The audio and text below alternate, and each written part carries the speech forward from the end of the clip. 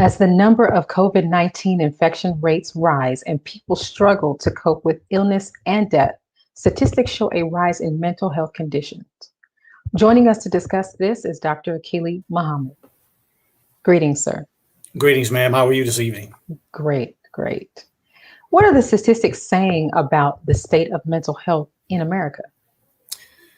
Wow, they actually are saying some very negative things. We've had an increase in just about every aspect of mental health issues in this country. We're talking about depression, anxiety, drug use, suicide, domestic violence, murder, a lot of cases of police being called for disputes that has significantly increased during this pandemic, which is tied to the overwhelming nature that this pandemic has had on the public. There are, of course, aspects of the society which we know are failing, and there are aspects of this society that are so demonic and so full of debauchery that the people in general are not satisfied. And when it comes to this biblical type pandemic, people are looking for answers and they're not finding it in this society. And as with this vaccine, there's so much propaganda to keep our minds in certain areas. For instance, the number of deaths that have happened with the coronavirus in the United States is still less than those that died with heart attacks, still less than those that have died from cancer.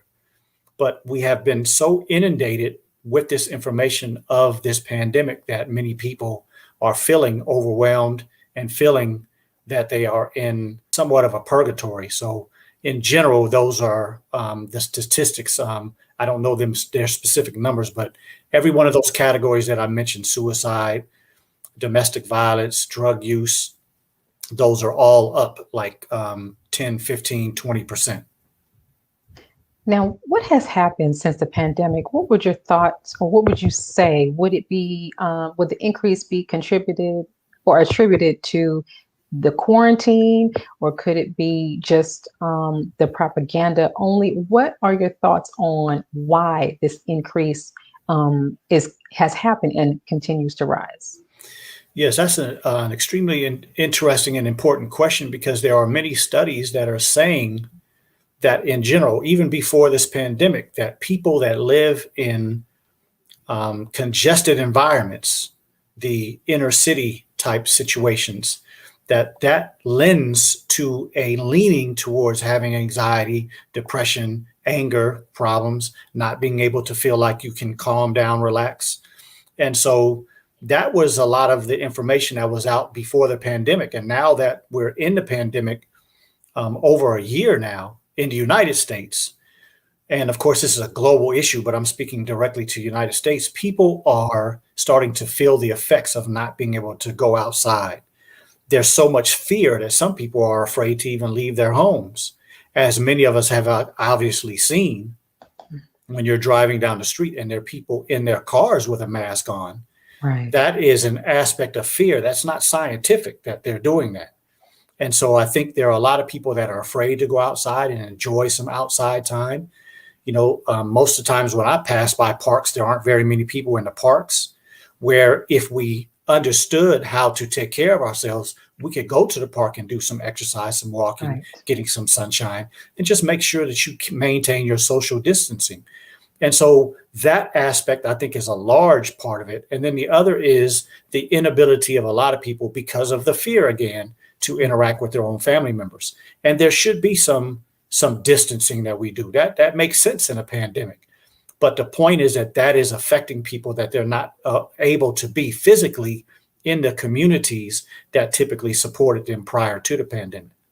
And what are your suggestions to people who are struggling with their mental health?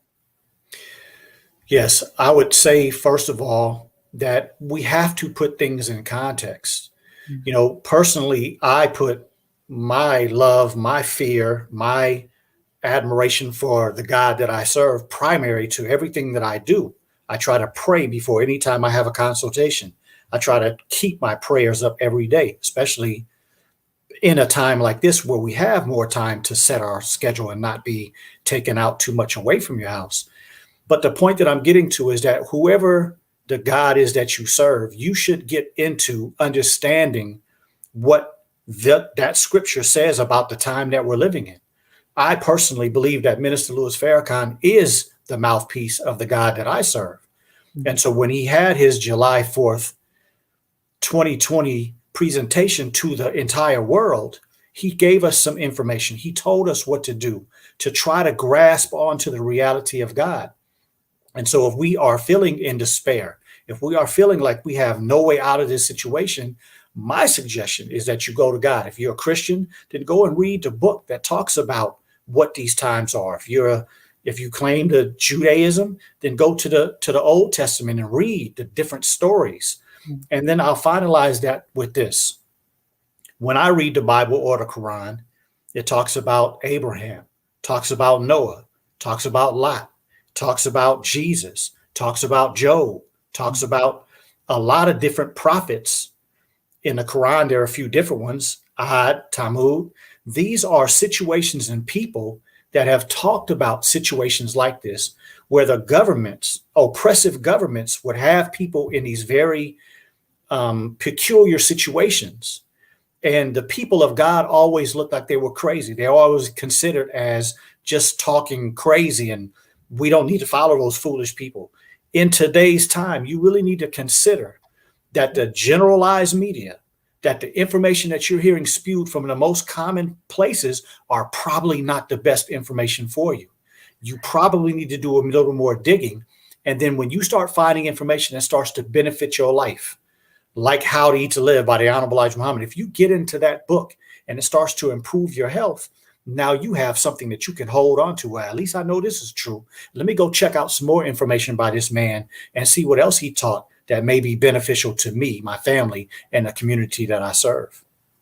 Right. Now, my last question may be a little hard for some to do, which is to identify that they're struggling with mental health issues. For those of us in families with or congested areas, if you see someone in your family that might be struggling with a mental health issue, what are some of the things that you should look out for? Yeah, so that is extremely important. And I always use the reality of what do you know about this person that is your family member, the person that is your loved one? What is their routines? When you see them, what is kind of their countenance? Are they usually upbeat? Are they usually kind of laid back? Those are the standards that we use to evaluate people that we love. And so if you're in the midst of a person and you see that their countenance is a little lower than you typically see them, that's a perfect avenue to just ask a question. We don't have to ask any label surrounded questions. Just ask questions like, how are you doing? You seem a little different today. Hey, you want to talk? Is there something that's bothering you? Is there something I can help you with? And make sure that we're sincere, because when we're talking about the mental health of people in general, inclusive of those who we love, that we are in the same family of, you should ask the question with the desire to maybe have to spend some time with this person, perking up your ears and doing a lot of listening and a little less talk and a little less giving of advice. Because sometimes the biggest aspect, and this is based on studies, sometimes the biggest aspect of a person's mental health difficulty is they just want to be listened to. They have something that they need to divulge that would actually help them, right? Start to get rid of some of the thoughts that may be containing them in a way that they don't feel freed. And so we should have that type of care and concern to ask those questions, but make sure we're willing to not ask the question just as a byproduct of, let me just speak and move on about my business. If we're truly concerned about somebody's mental health, we have to have a dedication and a sacrifice to say, okay, this might take a half a day. This might take a couple of hours. This might take me having to go back and check with this person over the next couple of days. Because if we don't take that stance, it might be something worse than winding up in a facility or something worse than that. So if we're going to be serious about it and we want to introduce potential help, we have to be ready to be that help that that person needs. Right. Now, speaking of identifying mental health issues within ourselves and within others, one group that we tend to overlook is the children. Their language or communication may not be as advanced as some adults. So, what types of questions would you suggest parents or brothers or sisters, aunts, uncles ask a child that they might fear is dealing with a mental health issue? Yes, yes. That's wow. That's a profound question. I would say that what I said in the last answer is appropriate, and we have to turn up that patience dial, because you have to take your time when you're listening to a child who may not necessarily have the ability to express what is the problem. But if you take the time to slow down and be patient and listen, maybe you can tune into the way you were as a child. I mean, especially if we're talking about family members, we may be able to tap into that child and understand what they're saying, even though they don't know how to express it very well and express it in a way that everybody else might understand it. But again, that takes patience, and it takes you having some consideration of what are the possible things that could be affecting this child. A child doesn't understand the reality of a viral infection spreading through the air. A child doesn't necessarily understand the reality of what we say when we say somebody died, somebody's in the hospital. They may have some, but I'm talking about young children. They don't necessarily have the connection to what that really means. And so it's going to take some effort on our part to listen, and then not necessarily always want to explain everything so that we think they understand it, but just to explain what it is that they express to us and make sure we stay within the realm of where their understanding is. But we start trying to make ourselves seem important or try to make ourselves seem as if we know so much. Sometimes we'll lose children because they're not necessarily interested in what you know or how important you are. They're interested in knowing that you care enough to listen to them and to try to understand. A lot of times that will make a child feel amazing. And those are some of the ways that you can greatly change in a quick manner a child's mental health, is by making them feel like they're special, making them feel like they're heard, and making them feel like they were important enough for you to stop all the things that you typically push them away for, and spend some time with them. That would be amazing to a young person's mental health status. Yes, sir. Thank you so much, Dr. Akili, for joining us today and for your wonderful insight as always. Thank you, ma'am. Appreciate the opportunity. Yes, sir. Let's pause for announcements from our sponsors. When we return, Netfa Freeman of the Black Alliance for Peace will be on to talk about the Pan-African Community Action Plan. We'll be right back. Be a part of the force that powers truth in journalism. Go to nnvnews.com/donate.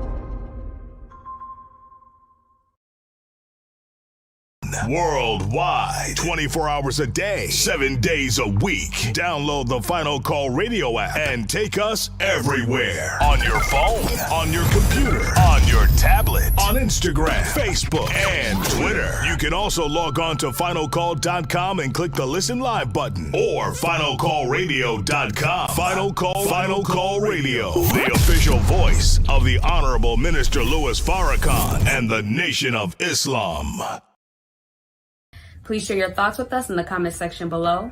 Follow us on social media at NNV News, and please subscribe to our YouTube channel at National Network View. I am Anissa Muhammad with NNVnews.com.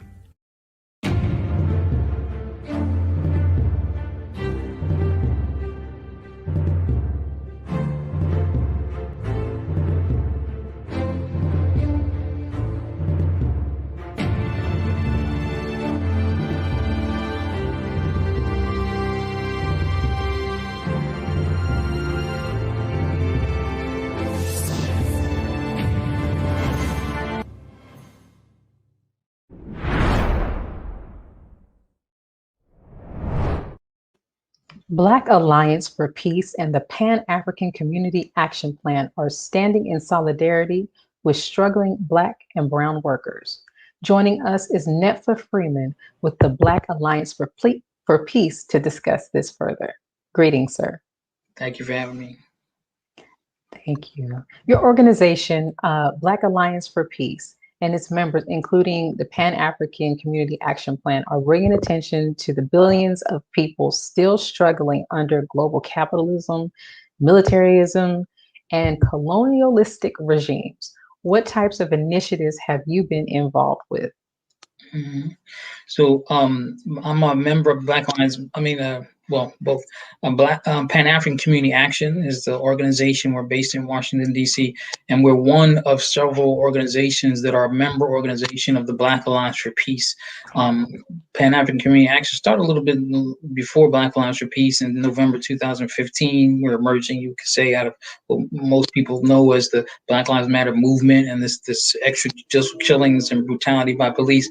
And then Black Alliance for Peace, about maybe a year or two after, we was founded and created to address militarism and war and in all forms of imperialism by the U.S. in particular, but also by what we refer to as the pan-European patriarchal capitalist patriarchy and around the world. So it was all the Western powers and the NATO powers and the forces. And so to get right to some specifics in terms of your question, so when Pan-African Community Action started, one of our main campaigns, and it's still the main campaign, is what we refer to community control over the police. So we've based on the Black radical tradition and the Black Panther Party's campaign for community control of the police. We're taking that up where people would be the most marginalized working class of our people, local communities, would take control of our communities, and also that includes these, public safety. So we would be able to address, statutorily speaking, through a ballot initiative, and also through people being organized, what public safety looks like, being able to hire, fire, set priorities and policies around what would normally be called policing in our communities. And then also, as members of Black Alliance for Peace, we've taken up, Black Alliance for Peace has several right now, as we've grown and expanded, several programs, but related directly to PACA's one is also abolishing the 1033 program that militarizes police forces across the country. It's the 1033 program is known as that authorizes Department of Defense to transfer military equipment to local different police forces around the country. And then also the shutdown AFRICOM, the U.S. Africa Command in Africa. We're also part of the coalition to close all foreign bases. So we also, in addition to wanting to shut down AFRICOM or working to shut down AFRICOM, we also work for and believe that all of the over 800 or so military bases, U.S. military bases across the world, need to be shut down. And when we talk about militarism and military bases, we're almost scratching the surface when it comes to U.S. imperialism in all its forms, which is also one of the things, just in general, what we're trying to confront.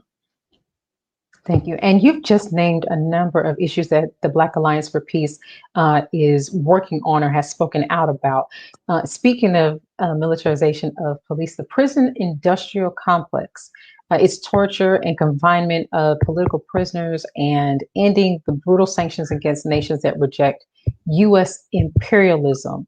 What are your views on the International Commission of Inquiry's recent panel on systemic racist police violence? Mm-hmm.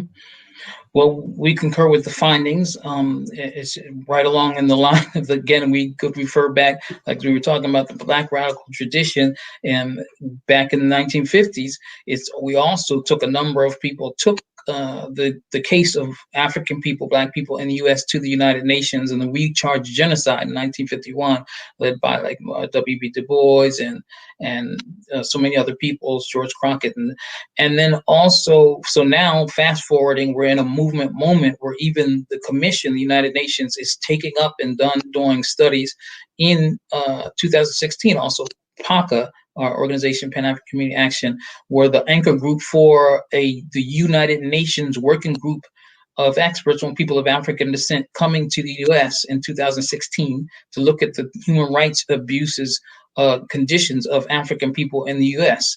And so they brought them to Washington, D.C. and a number of other places, and they had similar findings. You know, the finding of this commission was that this is tantamount to crimes against humanity. And that the finding was that the United States, well, the police departments, which I think, you know, we might have a little issue there in terms of how we get redress, but police departments need to become under investigations of the International Criminal Court, which we don't disagree that there's a lot of egregious things police departments do. It's just a matter of how we look at getting redressed and how that is. We believe that it's the collective humanity, the collective masses organized and making the most the challenges, demands that directly address our condition is really what's needed. I think these bodies, you know, while it's very good and it exposes things and gives us political education around and gives us rallying points for campaigns, I don't know how much power they would have to actually, you know, enforce anything. Now, is the U.S. police force being used as a domestic army for capitalists and neo-colonialists? Mm-hmm.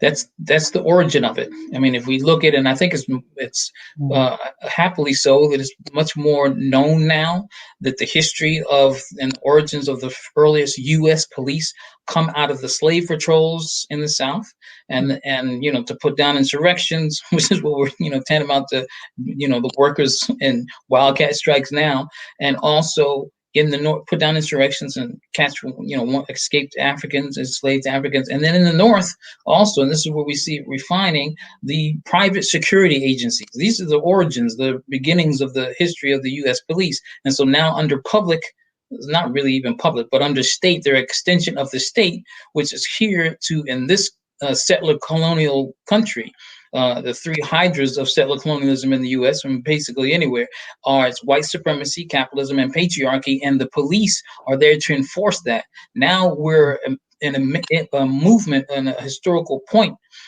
in time of what was referred to as neoliberalism, the age of neoliberalism, privatization, austerity, you know, commodification of things, and, you know, seeking, you know, private solutions to things, which we can see in the pandemic, is that the state, and we're seeing what would be known as a surplus population. People who cannot fit into the shrinking economy that capitalism has that's based on profit before people. And so now they have to deploy in a militarized fashion now, because we're seeing militarized police and increasing of militarization. In fact, even this Biden administration has increased it in the short time that it's been here. While everyone was focusing on Trump, the Biden administration has increased military transfers of equipment, that they're having to increasingly resort to the militarized policing to keep the colonized subjects in check, and that would be us. We see that after the Derek Chauvin, you know, verdict and everything. Now, speaking of just the police, previously when we had you on, we spoke about Haiti and the situation over there. The U.S. Biden-Harris administration has shown a lack of commitment to the Haitian people and are propping up seemingly what is to be seen as a puppet government. What's the significance of May 1st for the poor and for the workers in Haiti? That's a very important question. I think the significance is huge, and people in this country were were dissuaded from understanding May Day, as is commonly known, where the laboring classes have claimed May 1st as May Day, International Workers' Day, from an incident actually that started in the United States in the late 1800s.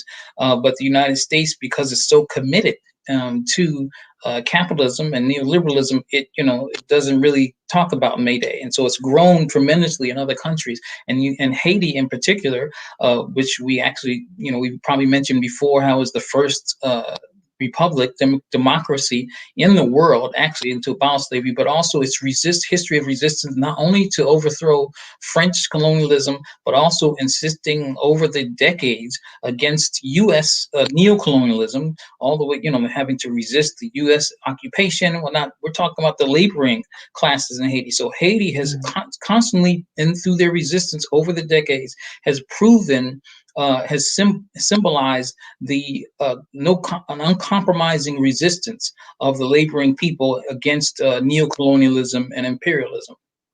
Now, May 1st is also the deadline that the United States agreed to last year to pull out of Afghanistan. Will the U.S. leaving Afghanistan end the suffering of the Afghani people? Well, first, we don't believe they've already proven that they're not even going to leave, and they haven't left. They're still leaving people behind, and then some troops behind, and that's not even counting the special operations forces and their mercenaries and whatnot in Afghanistan.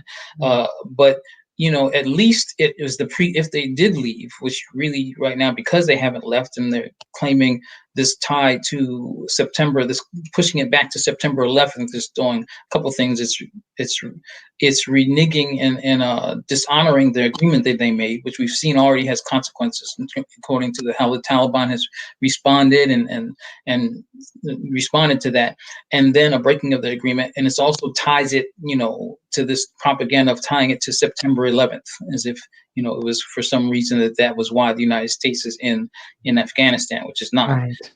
But the problem is that even if, the Afghan people in Afghanistan will have its problems no matter what, the United States has certainly exacerbated those problems. They have not solved anything. They've made it much more worse.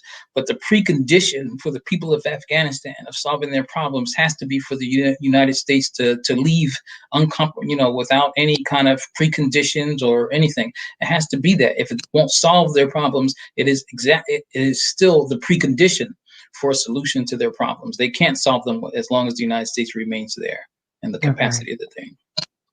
Thank you, Mr. Freeman, for joining us again and for all of your insight on these worldly affairs. Thank you. Thank you.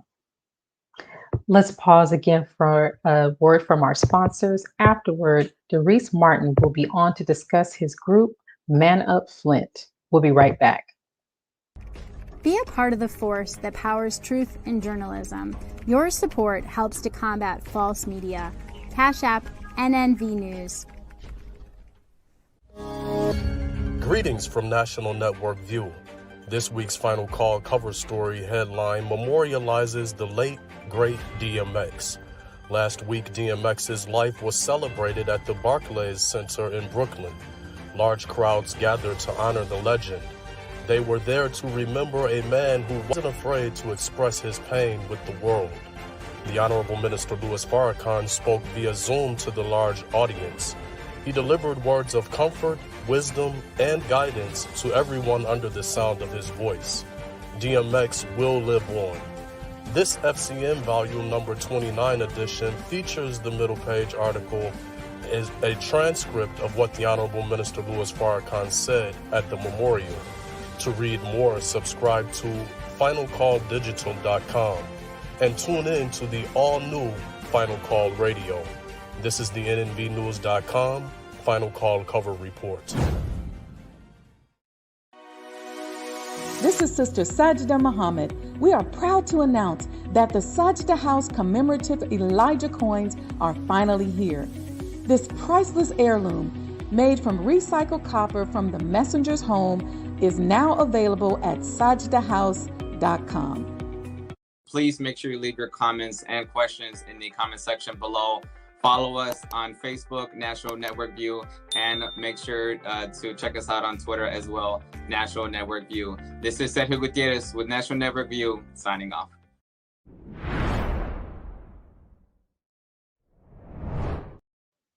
ManUp and Peacekeepers are walking the streets, connecting with the people and teaching strategies for violence intervention, peacekeeping, and unity. Joining us is Derris Martin with ManUp to talk to us more about his groups. Greetings, sir.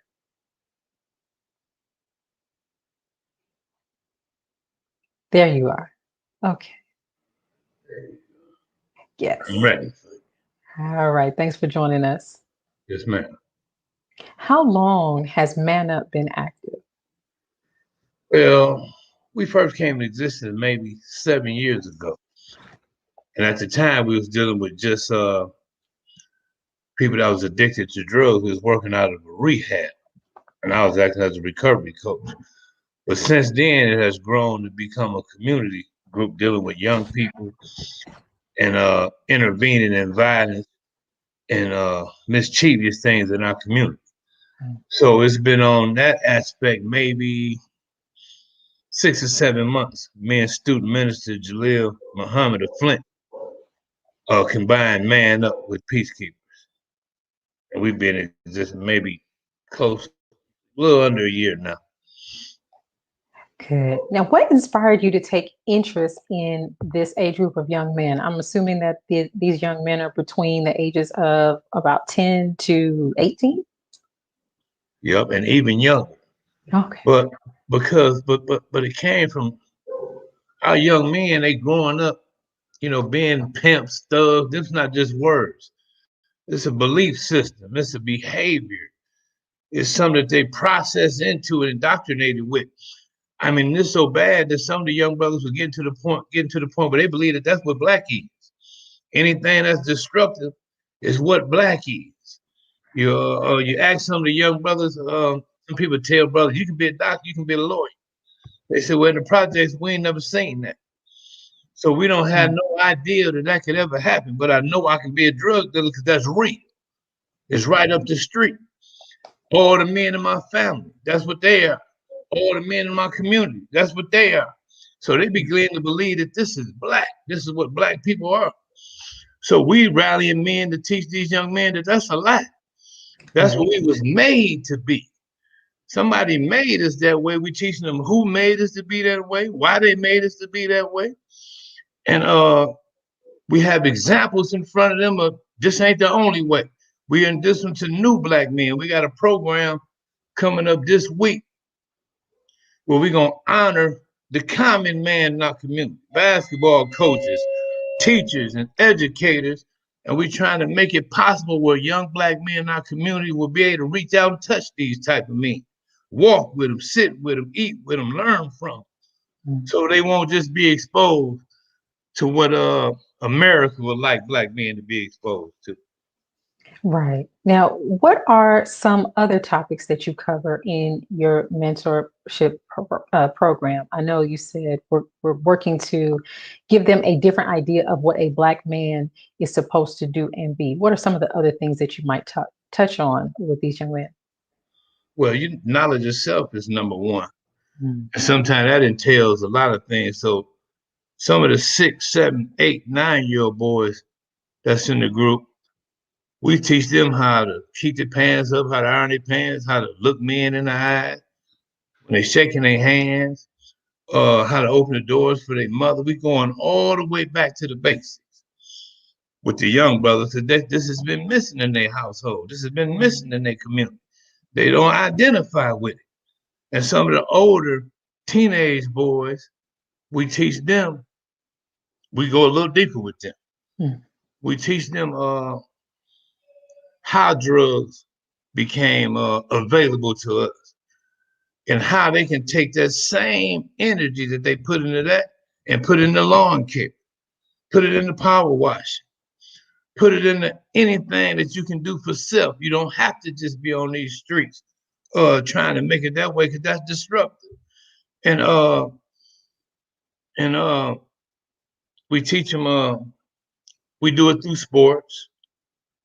Sometimes we have those up there just tutoring who kind of slow in math, slow in reading.